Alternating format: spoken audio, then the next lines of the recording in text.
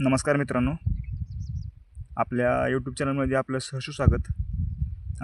आजचा व्हिडिओ करायचं कारण म्हणजे आपण पाहू शकताय की शासनाने प्रधानमंत्री फसल विमा योजना खरीप 2025 ची नोंदणी चालू केलेली आहे.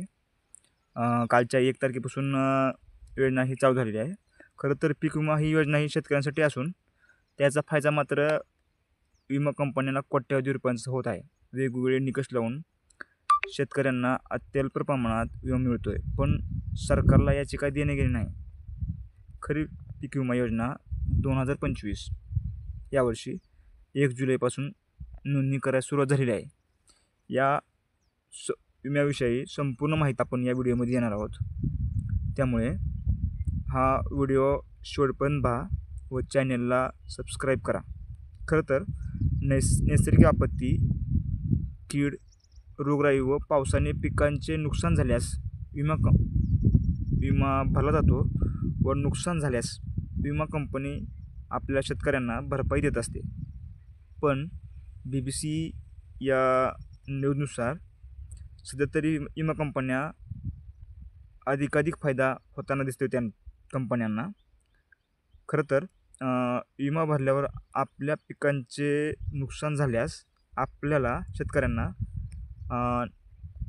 अतिवृष्टी किंवा दुष्काळ झाल्यास 72 तासाच्या आत क्लेम करावे लागते.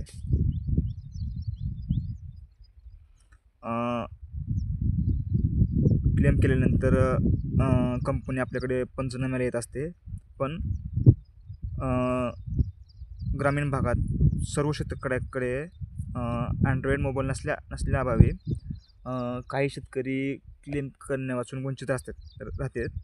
पण वंचित राहिल्यामुळं ते शेतकऱ्यांना विमा मिळणं खूप कठीण आहे.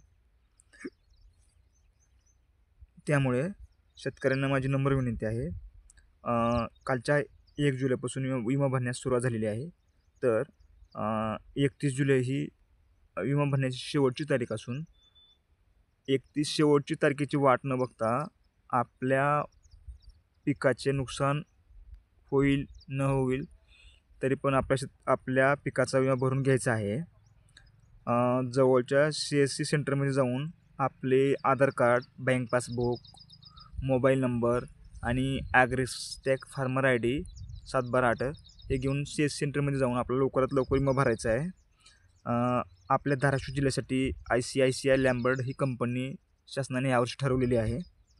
आणि तरी आपले मुख्य पिकासाठी शासनाने ह्यावर्षी ₹1 जी विमा योजना होती गेल्या वर्षी ती बंद करून ह्यावर्षी आपल्याला पिकासाठी रक्कम भरावी लागणार आहे.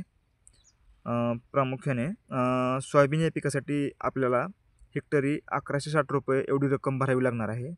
तसेच मूग या पिकासाठी ₹70 हेक्टरी, तूर पिकासाठी ₹470 हेक्टरी, उडीद पिकासाठी ₹60 हेक्टरी आणि कापूस पिकासाठी ₹900 हेक्टरी एवढी विमा रक्कम शेतकऱ्यांना भरावी लागणार आहे.